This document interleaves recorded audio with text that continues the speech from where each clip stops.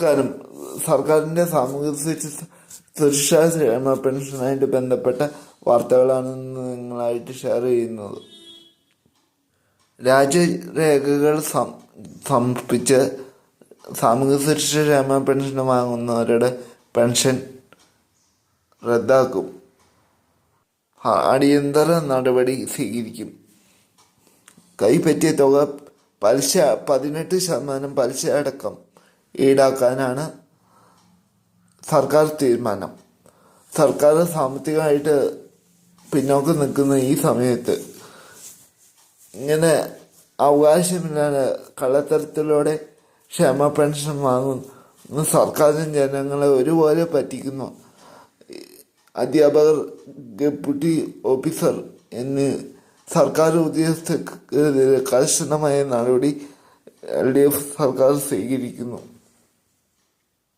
അർഹതയില്ലാതെ pension ലഭിക്കാൻ സർക്കാർ ഉദ്യോഗസ്ഥരെ സഹായിച്ച ഉദ്യോഗസ്ഥർക്കെതിരെയും നടപടി ഉണ്ടാകും.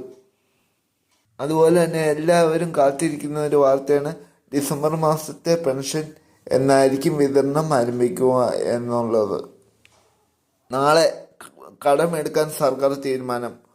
18-ാം തീയതി തന്നെ ഇതിനെക്കുറിച്ചുള്ള അറിയിപ്പ് വരും. ഒരു 25-ന് മുമ്പ് തന്നെ ക്ഷേമ പെൻഷൻ 3200 ആണോ 4200 ആണോ 3 മാസത്തെയാണോ 2 മാസത്തെയാണോ വിതരണം ഉണ്ടാകില്ല എന്നിങ്ങനെ സൂചനയുണ്ട്.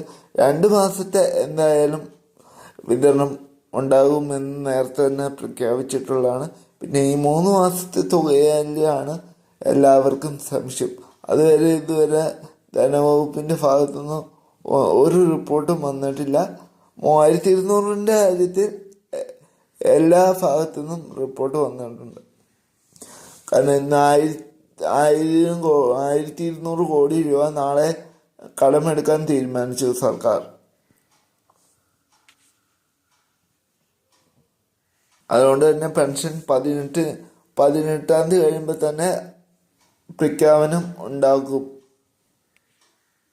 ക്രിസ്മസ് ന്യൂ ഇയർ ദിനത്തിന് മുമ്പാകെ തന്നെ നമ്മുടെ ബാങ്ക് അക്കൗണ്ടിലും 2 ദിവസത്തിന് ശേഷം കൈകളിലും എത്തിച്ചേരും. വരും ദിവസത്തെ പെൻഷൻ അറിയിപ്പും അതുപോലെ ഇതുപോലത്തെ സർക്കാർ അറിയിപ്പും എല്ലാം എത്താൻ വേണ്ടിയിട്ട് നിങ്ങൾ ഈ ചാനൽ ലൈക്ക് ചെയ്ത് കാണുക, കൂടുതൽ ആൾക്കാരിലേക്ക് ഷെയർ ചെയ്യുക. ഇതുപോലെ ഓരോ ദിവസവും നിങ്ങളെ തേടിയെത്തുന്ന സർക്കാർ വാർത്തകളെ ഈ ചാനലൊന്ന് സബ് ചെയ്യാൻ മറക്കരുത്. നിങ്ങളുടെ അഭിപ്രായങ്ങളും നിർദ്ദേശങ്ങളും കമൻറ്റ് ചെയ്യണം. അപ്പോൾ വീണ്ടും അടുത്ത വീഡിയോ ആയിട്ട് കാണാം. നന്ദി, നമസ്കാരം.